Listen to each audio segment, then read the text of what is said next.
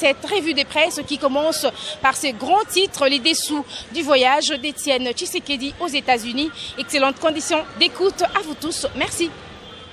Mesdames, Messieurs, bonsoir et bienvenue à cette lecture des journaux qui s'ouvre avec les dépêches de Brazzaville qui titrent les dessous du voyage d'Étienne Tshisekedi aux États-Unis. Sauf imprévu, estime le journal, le président de l'Union pour la démocratie, le progrès social, UDPS, arrive à Washington mardi en provenance de Kinshasa via Paris. La présidence de l'UDPS évoque une visite de prière et non de travail.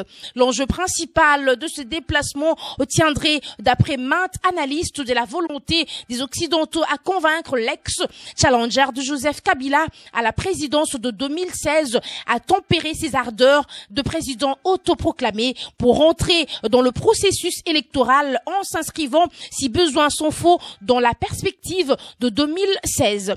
Par contre, certains esprits tentent d'établir un lien entre cette itinérance et l'obligation faite aux dirigeants africains par l'administration américaine de respecter les constitutions de leur pays et de ne pas aller au-delà des mandats leur accordés via des retouches récurrentes des lois fondamentales. Ce rebondissement presque inattendu d'Étienne Tshisekedi sur le plan diplomatique est loin d'être un fait du hasard et dissimulerait bien de sous-entendus. C'est qu'en 20 ans, chute l'auteur de l'article. Le phare de son côté affiche vers la liquidation d'un fonds de commerce FDLR, Kagame au pied du mur. Les FDLR, les forces démocratiques pour la libération du Rwanda, viennent de faire savoir à la communauté internationale par le biais de la MONUSCO la fin de leur lutte armée contre le pouvoir en place à Kigali, leur disponibilité à se faire désarmer, démobiliser et rapatrier vers leur pays d'origine.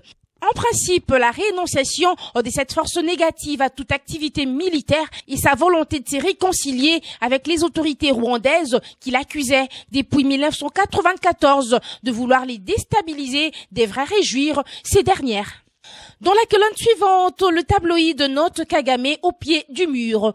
On croit savoir que les refus du Rwanda de voir les FDLR n'aient plus existé comme rébellion armée d'écouler la peur de perdre son fonds de commerce pendant 2 décennies. En effet, le pays des Paul Kagame a trouvé comme élément justificatif de ses safaris militaires à répétition en territoire congolais la présence de cette force négative accusée à tort de nourrir l'ambition de vouloir renverser par les armes les régimes en place. Afin de convaincre la communauté internationale de la coalition entre Kinshasa et les FDLR, le Rwanda s'organisait pour leur faire parvenir des armes, des fonds et des soldats dès son armée régulière afin d'asseoir la thèse de l'insécurité permanente à ses frontières. De temps en temps renchéri, l'auteur de l'article des faux éléments FDLR menait des fausses attaques dans les collines inhabitées du Rwanda pour accuser Kinshasa de favoriser des massacres des civils rwandais, la destruction des infrastructures, des bases et pillage des biens. Paul Kagame et les siens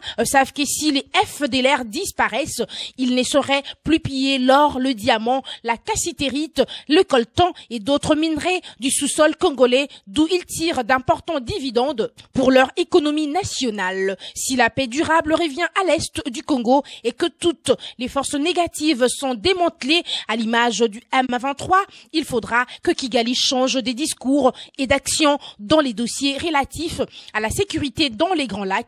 C'est pas là que Paul Kagame refuse de franchir, chute l'auteur de l'article. Quittons la politique, revenons sur les dépêches de Brazzaville pour parler économie, province du Katanga, la fraude fiscale évaluée à 3,7 milliards de dollars.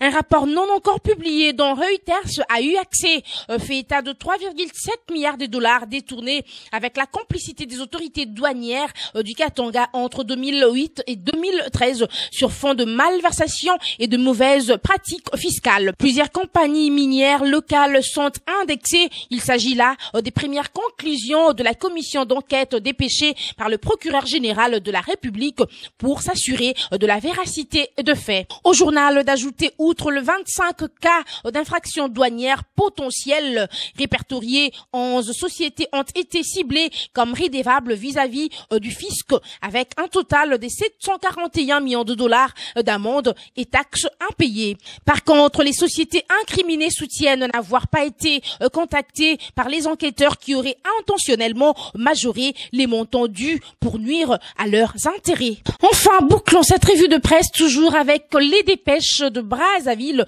qui note à l'extrême droit de sa une coopération multilatérale, un appui pour la transparence des finances publiques de la RDC.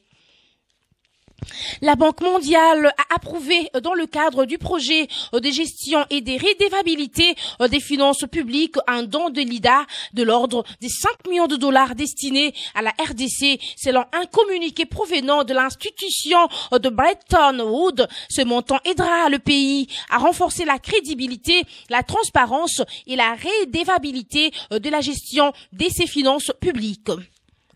Les financements du projet se fera à travers un fonds fiduciaire multidonateur administré par la Banque mondiale et exécuté par le gouvernement. En dehors de ces pactoles, 17 millions de dollars proviendront du ministère britannique du développement international. L'objectif poursuivi est d'arriver à assurer les conditions de croissance partagée et durable pour aider les populations congolaises vivant dans la précarité.